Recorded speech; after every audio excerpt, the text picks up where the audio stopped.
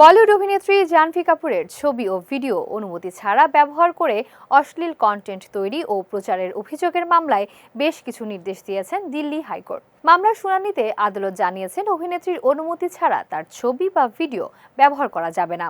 তবে মত প্রকাশের স্বাধীনতার কথা বিবেচনায় নিয়ে ফ্যান পেজগুলো পুরোপুরি বন্ধের আবেদন খারিজ করে দিয়েছেন আদালত। সাম্প্রতিক সময়ে তারকাদের ব্যক্তিগত ছবি, ভিডিও কিংবা মুখমণ্ডল ব্যবহার করে ডিপফেক বা আপত্তিকর কন্টেন্ট তৈরির ঘটনা বেড়েছে। বিভিন্ন ওয়েবসাইট ও সামাজিক যোগাযোগ মাধ্যমে এসব কন্টেন্ট ছড়িয়ে দিয়ে ব্যবসা করার অভিযোগও রয়েছে।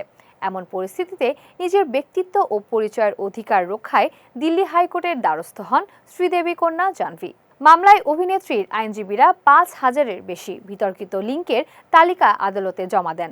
এসব লিঙ্ক সরিয়ে ফেলা এবং সংশ্লিষ্ট ফ্যান পেজ বন্ধের আবেদন জানানো হয়। শুনানিতে আদালত জাহ্নবীর ব্যক্তিত্বের অধিকারকে গুরুত্ব দিলেও ফ্যান পেজ নিষিদ্ধ করার বিষয়ে সতর্ক অবস্থান নেন। আদালতের মতে কোনো তারকা হলেই ভক্তদের মতামত, আবেগ বা আলোচনা পুরোপুরি নিয়ন্ত্রণ করার অধিকার পাওয়া যায় না। বাক স্বাধীনতা ও মত প্রকাশের মৌলিক অধিকারও সমানভাবে গুরুত্বপূর্ণ। আদালত আরও বলেন, কোনো আলোকচিত্রীর তোলা ছবি অন্য কেউ ব্যবহার বা বিক্রি করলে কপিরাইটের প্রশ্ন উঠতে পারে। তবে ছবিতে কোনো তারকা থাকলেই সেটিকে স্বয়ংক্রিয়ভাবে বেআইনি বলা যায় না। ফলে মামলায় জাহ্নবী কিছুটা স্বস্তি পেলেও ফ্যান পেজ নিষিদ্ধের আবেদন খারিজ হওয়ার ধাক্কাও খেতে হয়েছে তাকে।